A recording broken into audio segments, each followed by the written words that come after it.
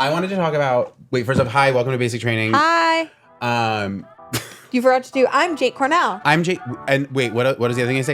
A podcast for people who need. I need to stop flicking this water around. My name's Jake Cornell. I'm Talia Lickstein. Good job pronouncing my name. I memorized it when I heard you say that people pronounce it wrong all the time. We were going to talk about the etiquette around, or not the etiquette. We were going to talk about the phenomenon of like having a crush on someone but not enjoying the sex with them. And then yes, and having a crush on people that you don't like. Wait, and you said that, and I was like, cool, talk about it next episode, but I don't know what that means. Like, what do you mean by that? Do you ever, like, your brain knows that you just like you don't actually like them, and if you were dating them, you wouldn't be that happy with them, but you still can't stop, like, wanting them to like you, and it's fun to have the crush, because you're like, maybe it's someone you can't have, or like somebody who doesn't like you back. Sure. So you get obsessed with it, but it's like you look at them and you're like, I like you because you don't like me back. Oh, you know what I mean? Yeah, I guess a little bit. But that's I guess kind of like, the conversation. I think it's an interesting But phenomenon. I guess I don't think of those as crushes. Like I was talking to my friends yesterday and I was saying someone was like, I think I'm like mentally ill, and like I was like, no, like having a crush just feels like having you do feel like you're mentally ill. Having a true crush is one of the most devastating mental illnesses one can experience. There should be some. Well, I guess there's therapy, but like there should be a support group for people who have a really bad crush right now, and we meet once a week to discuss how we're not letting our crushes ruin our lives. 100%. I don't have one right now, but here's the problem is when I don't have one, I really wish I did because I'm so bored. So if you are liking someone and then you go on a date and you like have sex and the sex is bad, are you done? No. No. The way you said that was crazy. Are you, it depends. But walk me more through it. Is it like, okay, like I think this can get better, or like I don't care about it? Like what are your thought processes? Okay. As a woman who has sex with men, I'm so sorry. Thank you. I know no sex is going to be better than my vibrator or my finger. That is it. I don't know if men can say the same. Like, frankly, okay, it just depends. Let me tell you. Let me finish your thought. You're such a man. Okay, you won't even let me finish. Oh my God. Am I allowed to ask a question when I find something surprising? Wait, actually, no, just kidding. Feel it's very unlikely that I meet someone where the sex is better than masturbating, right? As a girl who dates guys, has sex with guys, it's not that likely. It's happened before, but I've accepted that in my sex life. Sometimes I'm not having sex to have good sex. I'm having sex to feel the weight of a man on my body. I'm having sex to have somebody call me pretty or make me feel pretty. I'm having sex to feel validated, desired, good. And it's not about if it's good. Like I've had sex that was satisfying for me that I don't regret. That was objectively terrible because I was like, at least it was like a hot guy. And we were like cuddling and being touchy and intimate. And it was like human contact that I needed. Right, but that's the difference between sex and masturbation. It's like, yes, sex is the sum of like all the things you do with another person. Right. Masturbation is just you. Right. I guess what I'm saying is it's not a total deal breaker for me to walk out of bad sex. There's a person I've been having. Actually, you know what? I won't say that. There is someone out there who's like, wait, finish the sentence. I'm not going to choose violence today. He's a wonderful, lovely guy who's never done anything wrong to me, so I can't say it. But if you fuck me over, we'll get there. Look at that growth. Anyway, no, it's just like, it's what I'm looking for is openness to learning, openness to bettering yourself and taking criticism, taking direction. If I find on the first try that you think you're wonderful, you're not listening to me when I say, you know, give little hints, do this, do that, or not even hints when I say it directly, like do this, do that. When you little have to be hints, like do this, do that. That's what's called hinting to a man. Those it's are so commands. funny. Like it's like the Kim Kardashian meme. I was like dropping hints that I was single. I'm single. It's when you're dropping hints to a man in bed, like, go to the left. Did you get the hint? That's what the hints sound like. But no, I'm just saying like it's not a deal breaker. Long story short, what's a deal breaker is somebody who genuinely thinks they're good and isn't willing to improve. Yeah, that's a huge issue. It's just an ick. It is so icky. The guy cannot think that he's amazing. It's so embarrassing. Yeah, well, that's revolting. There's something so disgusting about like the pickup artist types who are like, on Humans of New York, like, I know how to please a woman, and it takes all this, that, and the other, and all this weird vocab. And it's like, we don't even know what you're talking about. Just shut up and fuck. And I don't need you to explain to me my own body or what you do that's better than whatever I can do to myself. Like, just let's have sex. Sure. What is your take? If they're bad, what do you do? I think for me, right now, I think I would be out. Really? Yeah. Good for you. I don't think I would be down. I guess with like, okay, I have like a couple thoughts. One, it's like most of the people I'm having sex with also have penises. Yeah. So like in those scenarios, which is most of them, it's like there's not the thing that maybe you deal with of like he maybe just doesn't know how XYZ works. Do you know what I mean? Yeah. It's like we're both playing with the same tools. So it's like there's a level of like intuitiveness that like one would hope. Not that everyone like likes the same thing. Right. But there's like a learning curve that happens in like your sex that doesn't happen in most of mine. So like that's a thing. So I guess like there's less hope like if it is bad for me to be like, oh, well, maybe he just needs to learn X, Y, Z. It's like, well, he probably knows it because he has it. Right. You know? Yeah. I think that there's less room to grow. Yeah. When you know it's not like a difference in parts. I also think I don't really want to be in like any sort of like dominant teacher role. That's not like really my vibe. And it's like I would rather you be like the one that's like taking the lead. So I don't really want to have to like teach you things. There's a difference between like obviously I'll communicate my needs and my wants and like what I like, but I don't want to like handhold you through figuring out this whole thing. Nobody really does unless that's like a kink of yours, but I don't mind a little bit of like wiggle room, but I can tell, girls I think can all tell when it's not going to get better versus when he can improve. Interesting. And there's certain people who I would never date somebody who never showed improvement ever. And a lot of people would just because it's like, oh, like I just love spending time with him and he's such a great guy otherwise. And the sex is just not great, but that's it. Like, that's insane. You cannot, it says things about other facets of his personality. If he can't improve in the bedroom and take your advice, then he is never going to improve other things. You know what I mean? Yeah, but I also feel like, there's a lot of like poisoning that happens with like, thinking like looks don't matter, sex doesn't matter. It's like we're not. But it's like it all like does actually matter. Really matter. And so it's like, I think that's part of the problem is that you need to like prioritizing. I guess some people really don't care, but like a lot of people care. Yeah, just like it comes down to self-respect. Like you need to make sure that you are happy. It's just a bummer if you're like really into the guy's personality or the girl, whoever you're dating, like into their personality and then the sex happens and it's like, no, like that just sucks. Or as Samantha Jones would say, the penis is like a gherkin. He's perfect. I love him, but it's a gherkin. It's terrible. Have you seen Sex and the City? Of course I've seen Sex and the City. Do you remember this? Is she saying gherkin like it's, oh, sorry. Like a pickle. Like a cornichon, like the small ones. Yeah. I was like, some pickles are like the size of like a perfectly fine. Oh, that's a great, no, the average pickle is a great dick size. That's why I was like, that's another topic. Because I was like, but you mean like, I'm also such a douchebag. I go, oh, a cornichon. What the fuck is that? The little French ones. No, the only ones I know are bread and butter pickles. What the fuck is it called? Yeah, bread and butter pickles. And dill pickles. And dill, yeah. Yeah, but like, do you know the ones that like come in like the jar that are like little tiny pickles? Isn't that called a gherkin pickle? I think, well, in England, all pickles are gherkins.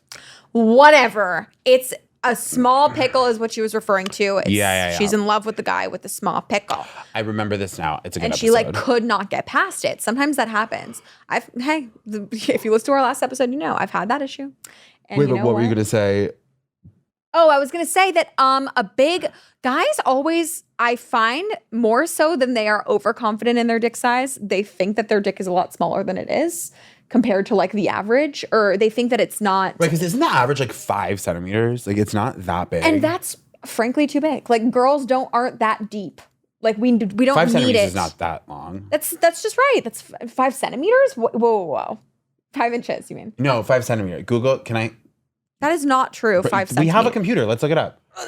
5 centimeters. Do you know that is like an inch? That's not true. Centimeters? How many? Give me this. How many centimeters are in an inch? 12? No. No, that's okay. Centimeters. 10? Oh my God, this is so embarrassing. In an inch.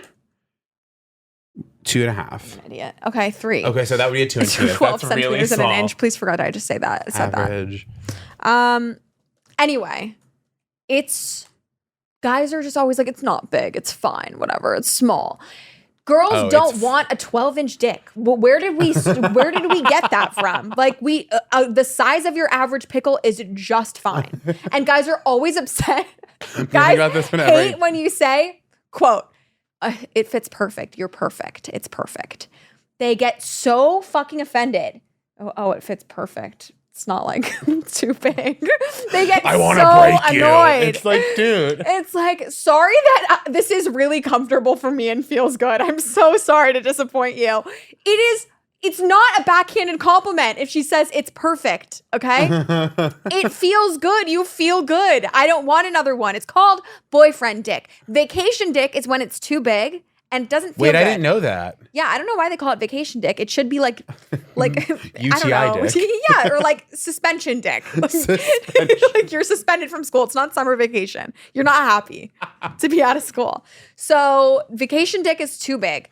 Boyfriend dick, quote, perfect dick is just, it's perfect. That's why we call it that. Stop being so offended that your girlfriend likes sex with you. It's so weird. My girlfriend's so happy after she feels comfortable and safe. It sucks. It's so annoying. Like, oh my God, I'm underneath the guy. I'm like, oh, it's perfect. I love it. I love your dick. He's like, I'll kill myself. They never shut the fuck up about how insecure they are about their penises. So I try to be vocal. And I say, like, it's great. I really love it. Me and my roommate fell down the darkest. And they get so upset. Me and my roommate fell down the darkest internet rabbit hole the other day of watching I can't believe what? Watching videos of guys getting saline injections in their dicks to make them huge, and it is the craziest shit I've ever seen. Why would you ever do that? Because then you have like this big giant saline dick. How does it doesn't get a boner, does it? It like does. No, I don't want to see that. Stop typing. Stop typing right now. What do you mean? It's filled with saline. This is not images. This is not images. This is not images. Is but it like a water balloon? Look at all of this. All of these websites are doing this service. How long does it last? That's literally the top question. In most cases, all treatments and results are permanent. What? Wow. I need to make some calls. Send me the link. I have some people I need to talk to. Some people could really use this. But does it feel good still? I feel like it's essentially attaching fake. It's filling your dick with water. Oh, and then some of them were getting this other growth called platelet-rich plasma, where they were like taking their blood and getting it spun and then like separated, and then that was getting injected back in. You know what? Remember what I was saying last week about women having all kinds of procedures to fit beauty standards and men just don't do anything and they hope that we'll like them anyway? You're really eating your words right now? No, please go get the saline, bitch. Like, if it's safe, try it. First of all, if it's safe, the side effects of my IUD are death. So I don't care. Just so that this guy, junior year of college, could come inside of me, I had to sit in a doctor's office and they said, by the way, you might bleed out. So that's what we deal with. From the insertion? From having it in there. It could puncture your uterus and you die. I mean, I don't want to scare anybody. It's not likely, but be gay, we honestly. do all kinds of disgusting, terrifying shit. That's crazy. If you're insecure about your small dick and you're mad that your girlfriend keeps calling it perfect, shut up. Take your ass to the doctor and get some plasma injected in there. I don't care what you do. Try to reach a beauty standard then. You set them. You built this society. Thank you. I rest my case. Okay. All right. Let's do some questions. Yeah, sure. It's over. It's driving me home. And it kind of comes out as I get up to go. You kiss me in the car and it feels like the start of a movie. They're going to have to get clearance for this song because we're just constantly singing it. I'm reading these. Okay. All right. This is funny. I'm not going to answer it, but I do not suffer idiots gladly. Same. What colors should I wear that bring out my condescension? Just black? I don't know. Also, this is a good question for you. Sorry, can answer the question first. I'm like, don't make your personality being condescending. Like, no one will like that. True, I learned that the hard way. It's like not a good vibe. You think you're being cool. Yeah. Okay. Okay. What is a piece of advice you have for someone who feels attracted to someone while in a relationship with someone else? I mean, I'm not like the biggest person on monogamy pretty publicly. Like, it's not the most important thing to me. Okay, never mind And then. like, well, no. But that's so I'm saying there's more than one way to answer the question. Okay. Because like if monogamy is important to you, I mean, like, but I think that it's like attraction is not cheating. You know what I mean? Yeah, but I think that people, I don't think that, I think the answer is just don't act on it. I don't know. Well, I guess it's like there's a few different ways because like I know some couples who are monogamous think they like get off on like telling each other about other people they think is hot. Right. That's like part of it. So I think you have to talk to the person you're in the partnership with, or honestly, like it depends. Like if it's the level of attraction where you're like losing your mind, like okay, like maybe deal with that. But also like it's probably just like a fleeting like oh that person's hot. Do you know what I mean? As long as you're still attracted to your partner, while also you can have like a little work crush that you think this guy's hot. If you're is it a thing where you find yourself trying to gain his attention and court him? Maybe limit how much you see that person. Is it also a thing where you're like, are you freaking out about the fact that you're attracted to him because you're realizing you're not into your partner anymore? Yeah. And that's what made you send it into an advice podcast. You know maybe what I mean? you called into an advice pod for that. Yeah. That's sort of what I'm getting. That would be like, I'm like obviously projecting a lot on that, but like that's my guess. Can you tell that we're learning how to be advice pod givers? Yeah. My first answer was, I don't know. I literally was like, okay, well, I guess I'll keep going because someone needs to give them advice. When it comes to the relationship stuff, I really do defer to Jake. No, but you've dated a lot. Just because I've been in a long-term relationship that like ended, like it, you know what I mean? It's not like I'm married. Like doesn't mean that I have like an authority over talking about relationships in a way that you don't. I genuinely like. I just think you have a different knowledge of a different side of being in a relationship. Sure, but like also there's someone who was single for all of their 20s and I can't speak on that. You know what I mean? Right. Someone just DM'd me. I asked for, do you need advice? And someone just said, don't date men. I wasn't asking for advice for myself. Thanks, though. I appreciate it. What? Also, did you make was that you that made the video that I thought was so good about like how it's so stupid to be like, don't date men? It's like, yes. It's so offensive to be, it's like, you can't change your sexuality. Like no one can. It really drives me nuts. And I don't know why it's like such a talking point. Like people think it's such a serve to be like, well, at least I'm into women. Like you guys stay safe though. And it's like, okay, isn't it a huge... You guys stay safe though is crazy. It's so fucked because isn't it a huge pillar of the gay rights movement that being gay is not a choice and you cannot change people? And not only does this place the blame for the shitty things that straight men do to women onto the women, it shifts it. Still, it's our fault for what they do to us. But not only that, it enforces the rule that is not true that sexuality is a choice, whether you're straight or gay. Yeah, and it's not helpful. It's a flop take across the board. And it's just like annoying. Yeah, it's also just because you discovered your sexuality later in life or your sexuality changed later in life doesn't mean you chose it. Like that's just what happened. And it also doesn't mean like I just think it's so annoying to dismiss, particularly when straight women are talking about their really bad experiences with men. It's hard to want intimacy and want love when you live in a patriarchy and you can only find yourself attracted to men. No, there are issues that come with it that could end up ruining your life. You know what I mean? Or you die. Like you move in with a man and he kills you. Like this is the world that we live in. So when women talk about their struggles dating men, like if my gay friend were to tell me about the struggles of being gay, I would never be like, well, you could be straight. Like it's not, you can't change yourself. So I'm going to, complain about what's hard about it interacting also does with men. kind of like give men carte blanche if you're like, oh, men are terrible, but that's like the status quo. It's like that's not like helpful. No, it's not helpful. They don't have to be terrible. Vitriolic rage towards all the people that were in line at the boba shop before hand, so I couldn't get a sweet drink before we started recording this. I'm so sorry. I'm like, because like we had lunch before this and now I'm crashing and I need some sugar and I'm gonna be okay. I'm gonna be okay. I'm pushing through, but I really wish I had just a little bit of boba. I wish I had like a little treat for you. No, I'm just communicating with the listeners that they know what I'm going through and maybe they've been thinking I want a sweet treat and I'm not having it. Okay, is there another advice question? Yeah. Why do I fantasize about being a homewrecker? Every sad couple needs a reason to split. That's crazy. Wow. Bold. Damn. Our producer goes, God damn. Damn. You have a homewrecker kink? All right. I mean, I think the thing. Wait, where do you land on this? Because I'll tell you. Like, what is the moral responsibility of the person who is not in the relationship in an affair? If you know that someone's married, don't do it. Just don't. But like, if you do, you made a shitty mistake. However, I hate the term homewrecker because it's always for the girl who the married man slept with. Right. And it's like the married. The homewrecker is the person with the home. The homewrecker is the person who has a family and decided to do that. The single woman is not the homewrecker. Nobody came into your home and wrecked it. Your husband wrecked it. He was there. So I don't like the term homewrecker. I think that it, once again, as we were talking about before, diverts all blame onto the woman. And I see many times, let's bring up Chloe and Tristan, for example, in the whole Jordan Woods thing. It's a perfect example. This happens all the time. The woman is exiled. She is hated. She is talked shit on forever. She's screamed at. And yes, the wife should be angry at the woman. But it is ultimately the man who deserves to be exiled, the man who deserves no forgiveness. No, a woman's not a homewrecker. The man who's married or whoever is married is a homewrecker. It's so interesting, though, to have it as like a kink, though. Yeah, it's really interesting.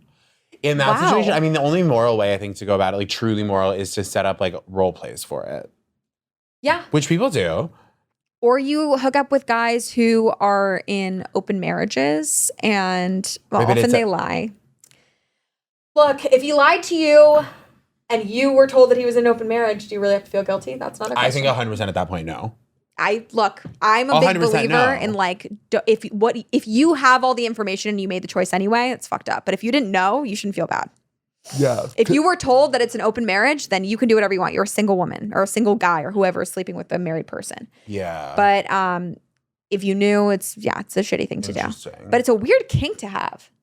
Yeah, I don't have advice for it except for just be careful there. Like, and maybe, do I think role plays. I think the internet is such a gorgeous tool in a situation like that. Yeah, it's probably not worth it. And I have a kink for things that are wrong in the sense of like a boss and an intern type of thing, even though it's like, so I'm a big believer in like power dynamics and abuse that comes from that. But still sexually, it will never not be hot to me to like watch a movie where the boss is fucking the young intern and like, well, sure. You know what I mean? Yeah. Or like, yeah. But if I get myself in that situation, it's probably going to be trouble and I'm probably going to end up traumatized and be really mad at the man. So you have to decide what kinks are you going to act on and what is the consequence of said kinks. Every single summer at summer camp, I had a crush on whoever was my boss. I've always had a crush on whoever is in authority over me, teachers, whatever. It does not mean that it's safe or healthy to do it. So there you have it.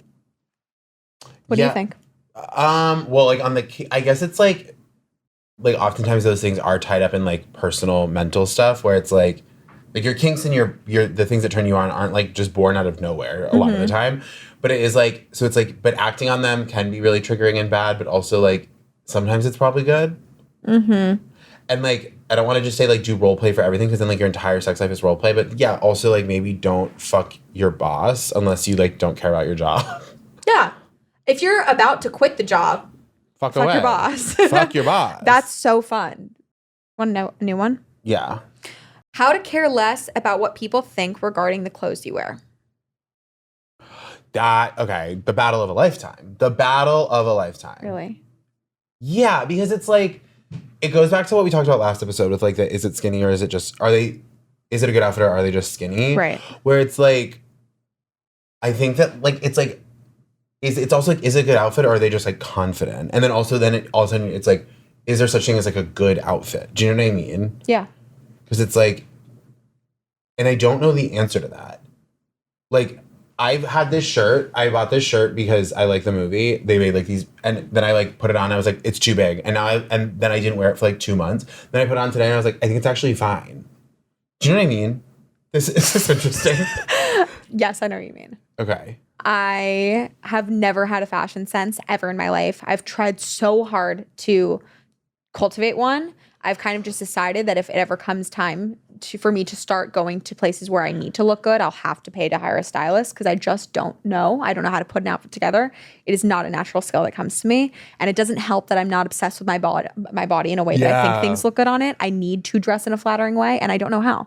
So I think you came to the right person because one of the most important things that I've done in my adulthood that has defined my adulthood in so many ways is not caring about how I'm dressed and wearing like basketball shorts out every day and dressing like what most people would call like a crazy person. Like my friends think I look ridiculous and insane. They don't know how I leave the house most of the time. Wearing like I dress like Adam Sandler. I really do. Unless I'm going somewhere. Right now I'm wearing like I'm wearing a sweatshirt. That's all I feel good in most of the time. And it's not because I hate myself. It feels wonderful to get dressed up. But what I found feels even better than looking your best is feeling deeply comfortable. And I really do. What do you do in the heat though? I wear a giant basketball looking tank top, like a baggy tank top and basketball shorts. Like I really You dress like Adam Sandler. I dress like Adam Sandler and I love it. And it is the most liberating thing When ever. did you make the changeover? When I moved to New York. And interesting. I used to really care about like even just going for a run like in Berkeley when I was in school, like in athleisure, like what if I saw somebody? Now I've found that people, it's the way that I used to feel when I would go out alone and get caught alone, like ordering food alone or whatever, and see someone I knew.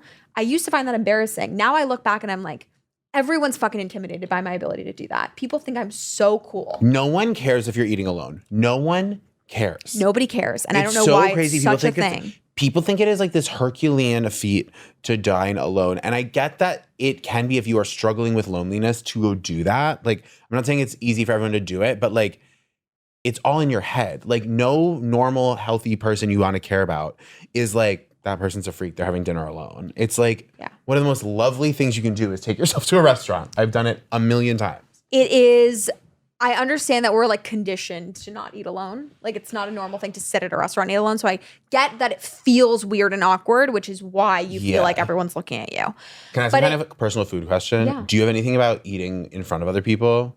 No. Okay.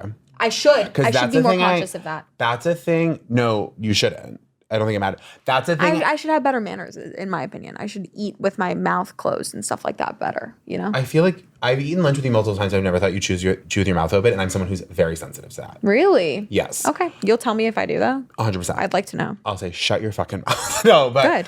No, but. That's what my mom used to say. No, but that's a thing I didn't perceive until I got a little bit older, was talking to people who like, some people don't feel comfortable eating in front of other people. Yeah. And that was the thing I like missed.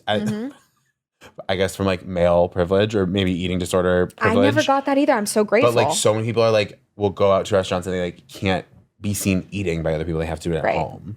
Which I just miss. Whatever it is, maybe you relate to that, but not the clothes thing. Or maybe you can like you don't get how somebody could ever feel weird eating alone.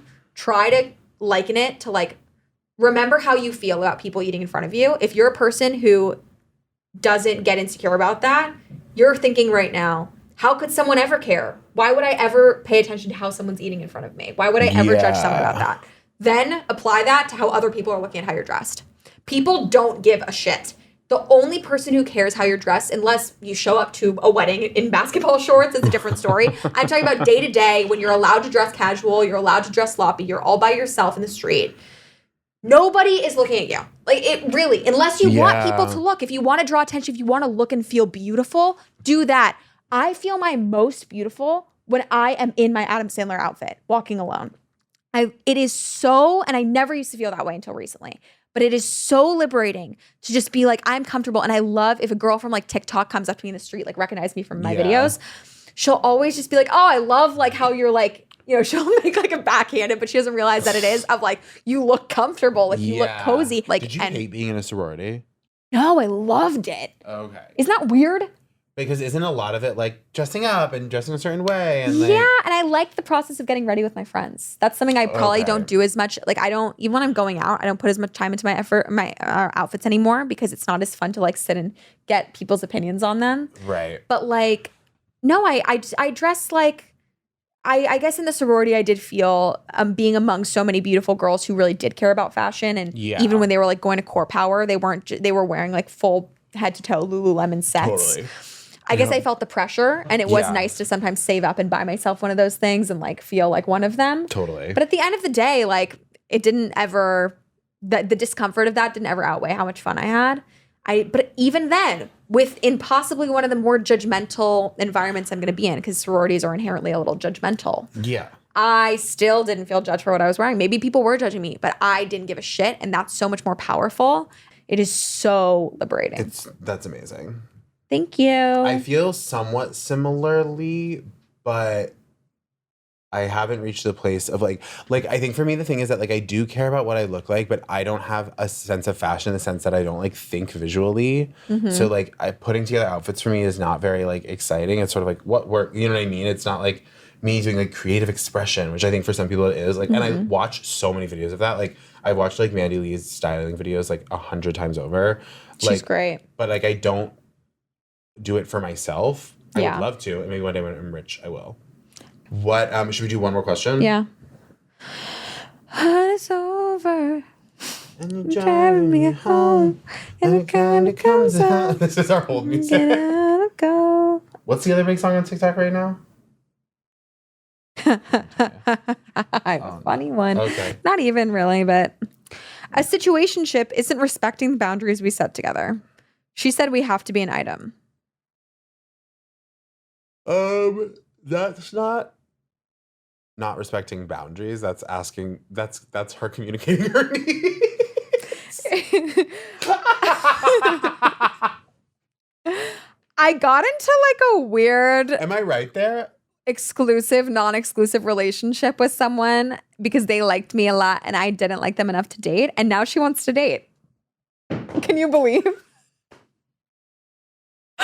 My situationship isn't working out. Almost like it was made to not. Like, I'm so done with this situationship shit.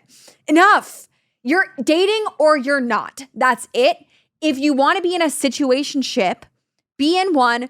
Don't call into an advice podcast and say, my situationship is going really weird. Something's wrong. Both parties aren't happy. It's built for that. Well, what do you mean? Aren't they like, I thought it was like a liminal space. Like your situationship is like, I don't want to say I'm single or like I'm not doing anything, but I don't have a boyfriend. You know what I mean? It's like, but like to say it as like a long-term thing is sort of like, it's like living in a Airbnb. Do you know what I mean? It's like, or like living in like the AirTran. Like it's like. No two people who really like each other and want the relationship to continue mutually will agree on a situationship. If you both like each other, you're going to be what you call an item, exclusive, together, a relationship. It's like in it's like in back in Facebook times where you can set your relationship status to it's complicated. It's complicated. No one is doing that. No, nobody okay is doing that. In a situationship, there's no such thing as both parties are happy. So the fact that you're writing in and saying, the other person in my situationship isn't happy. Also, thank you for listening to the show. Thank you for reaching out. We appreciate you engaging with the show. However, framing someone saying that I can't keep sleeping with you unless we become boyfriend and girlfriend. I'm assuming this is a straight relationship, but I don't know that for sure. But like, she's not respecting the boundaries of our fake relationship. The very strict boundaries of us not being an item, and she's not respecting that. This is like, I love when people start to use like wellness language like in a way that's like not correct. Objectively not well. Yeah. Oh my God. I was talking to Teffy. You know Teffy? I love Teffy. She's the best. And I went on her little, it's called This Is My Super Bowl. You should watch it. She has a great little series on YouTube. And she was telling me about a time where she was advising a friend who was like in distress. And she was like, hey, your feelings are valid. Like she taught her that phrase. Right. And then she's like watching that same friend in the most toxic argument with her boyfriend ever. And they're like getting out of the car in the middle of the street, slamming the door. And she finally hears the friend scream into the street, my feelings are valid. And Teffy was like, I created a monster in that moment. Like you have to be very careful what type of therapeutic terminology you use that you're turning into toxic terminology. Not all feelings are valid, and situationships are bad. My friend once said about another one of our friends, they were like, I need to find out who their therapist is because they told me their therapist told them they're a people pleaser and that therapist needs to have his license revoked. Like that person is the least people. Every person who has been seeing the same therapist for like 11 years, wake up, first of all. Let's be so serious right now.